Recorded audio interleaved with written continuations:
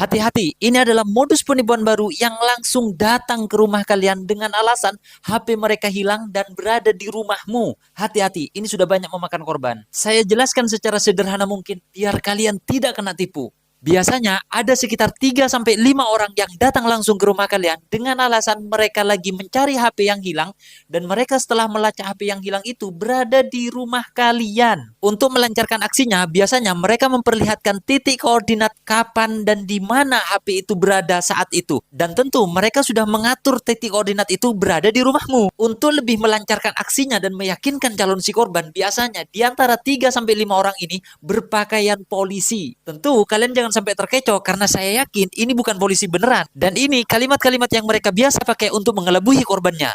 Pak, Bu, HP saya hilang kemarin dan setelah saya cek, HP-nya ternyata ada di rumah sampean. Jadi tolong berikan saya akses untuk bisa masuk ke rumah sampean untuk menggeledah rumah sampean karena saya yakin HP saya ada di sini. Kalau kalian lengah dan mempersilahkan mereka masuk ke rumah kalian dan sampai menggeledah rumah kalian, habis kalian. Dan di antara mereka ada yang memperhatikan HP apa yang kamu pegang saat itu. Karena ketika kamu nanya, HP apa yang hilang Pak? Kapan hilangnya? Terus warnanya apa?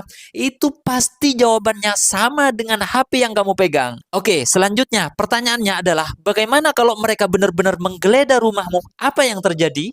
Kemungkinan yang pertama, mereka akan masuk dan mengamati secara detail seluk-beluk rumahmu, pintunya di mana, kamarnya di mana, ada berapa barang berharga yang mereka bisa ambil suatu saat, dan banyak hal yang mereka bisa gambarkan untuk bisa kembali, sehingga suatu saat mereka bisa melancarkan aksi kejahatannya itu. Kemungkinan yang kedua, mereka akan mengambil barang-barang berharga ketika kamu lengah saat itu. Dan kemungkinan yang ketiga, dan ini yang sering terjadi adalah mereka akan memaksa meminta HP yang kamu pegang pada saat itu dan mengaku bahwa itu adalah HP mereka. Hati-hati teman-teman, ini sudah banyak memakan korban dan ini yang harus kalian lakukan ketika ini terjadi sama kalian.